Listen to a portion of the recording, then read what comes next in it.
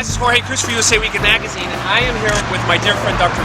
Wayne Dyer, and we are gonna blow away some excuses when it comes to exercise. Absolutely, you do it. You know, a lot of people that read my column, they're scared.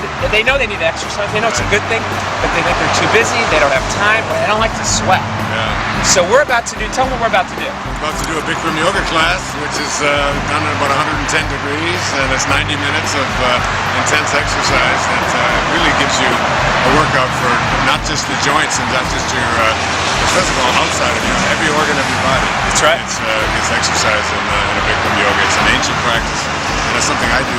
I do about 6 days a week. And I as well. I do about three, four times a week. But now my new mentor here, he's inspiring me to take it up a notch, and we want to share with you what this experience is like, and then we're going to talk to you after the class about breaking through excuses. Right. But we would say excuses be gone. Your new book. Absolutely. I love the concept. All right, let's do it, guys.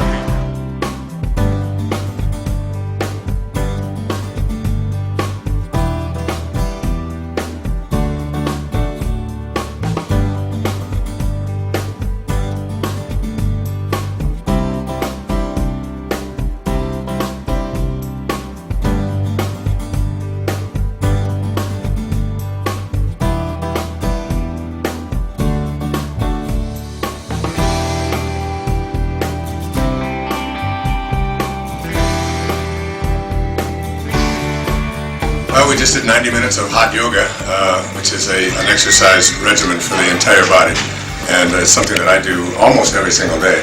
Because I've always believed that if you don't take time for exercise, then you're going to have to take time for being sick or being out of shape. That's right. And if you don't keep your body healthy, then you won't have anywhere to live.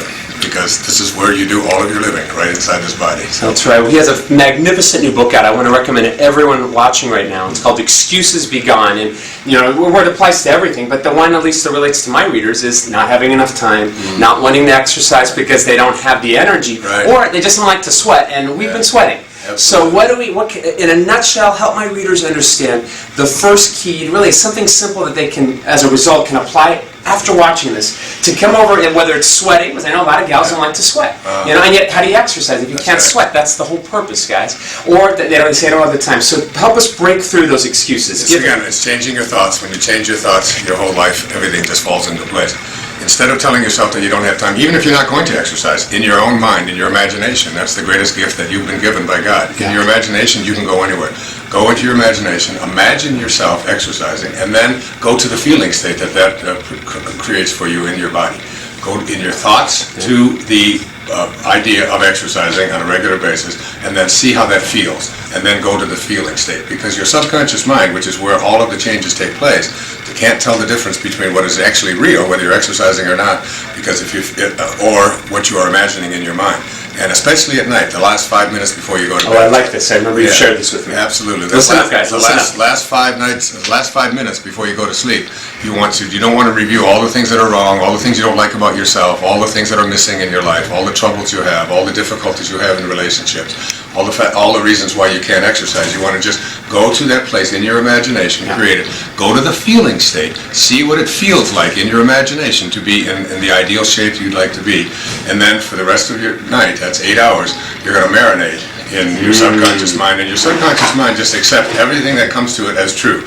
So now you're going to sleep at night feeling really good about being in the proper kind of shape, eating the right kind of diet, and so on. And for the next 8 hours, your subconscious mind goes to work and offering you opportunities during the day to manifest exactly what it is that you're thinking about.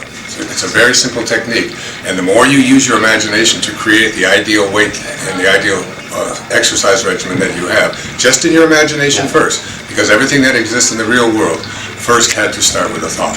Go to those thoughts. Or things. Go to those thoughts, and as you go to those thoughts, go to the feeling state that accompanies those thoughts, and ultimately you will act upon what you think about, because that's the only thing you have to act upon. Give us as a bonus minute for everyone, because you're in phenomenal shape. I know you. Wayne is my mentor now. He's 68, right? You don't mind us sharing. No, almost 69. And healthy as can be, energized. Well, tell everyone in a nutshell, in a minute or less if you can, your typical day. Like, how does it start? How's it end? In the sense when it comes to what you eat, your exercise. Give us a little role model. First thing I do in the morning when I wake up, as soon as I wake up, is I say thank you.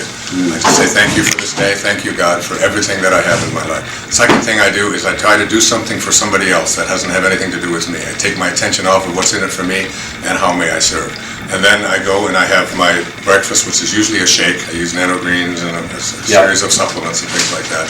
And then 45 minutes later, I'm in a yoga class, and I do yoga for 90 minutes virtually every single day. This is what we were just doing. It's called Bikram yoga. If you all have not heard of it, it's hot yoga, 90 minutes. It truly changed my life. And I've been doing it for 2 years myself, and you've been doing it for 4 or 5? Almost 4. It'll be 4 years very soon.